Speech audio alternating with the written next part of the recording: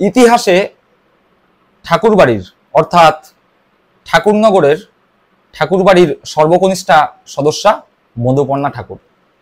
মধুপর্ণা ঠাকুর বড়মা বীণাপাণি দেবীর নাতনি। মমতাবালা ঠাকুর, যিনি তৃণমূল কংগ্রেসের রাজ্যসভার সাংসদ, তার মেয়ে। তার বাবাও তৃণমূল কংগ্রেসের সদস্য ছিলেন, জয়ী হয়েছিলেন ভোটে। এই মধুপর্ণা ঠাকুরকেই এবার বাগদা উপনির্বাচনে তৃণমূল কংগ্রেস প্রার্থী করে। 2024 লোকসভা ভোটে বনগাঁ লোকসভা আসনে জয়ী হয় ঠাকুরবাড়িরই এক সদস্য শান্তনু ঠাকুর। কিন্তু শান্তনু ঠাকুর জয়ী হয় বিজেপির প্রতীকে।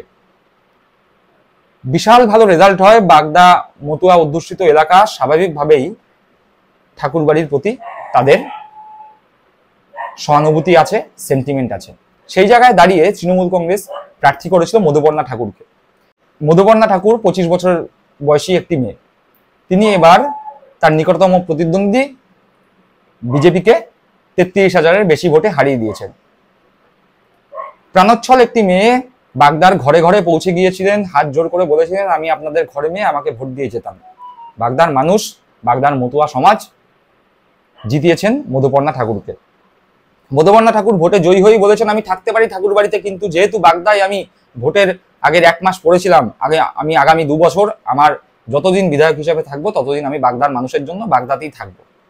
বাগদার মতুয়া সমাজ স্বাভাবিকভাবেই নিজেদের সমাজের একজন প্রতিনিধিকে পেয়ে বেশ উচ্ছ্বসিত। কিন্তু কোথায় ইতিহাসে মধুপর্ণা ঠাকুর? মধুপর্ণা ঠাকুর হচ্ছে পশ্চিমবঙ্গ বিধানসভার ইতিহাসে সর্বকনিষ্ঠা সদস্য সর্বকালের, এখনো পর্যন্ত। তিনি ইতিহাসে কিন্তু ঢুকে গেলেন। আর আরো ইতিহাসের মধ্যে তিনি ঢুকলেন ঠাকুরবাড়ির যে এর আগে যারা জয়ী হয়েছিলেন, অর্থাৎ তার বাবা, তার জ্যাঠা, তার 2 দাদা জয়ী হয়েছিলেন বিভিন্ন দলের হয়ে, তৃণমূল কংগ্রেসের হয়ে, বিজেপির হয়ে। তিনিও কিন্তু এবার সেই লিস্টে নাম তুলে ফেললেন। তিনি জয়ী হলেন তৃণমূল কংগ্রেসের প্রতীকে।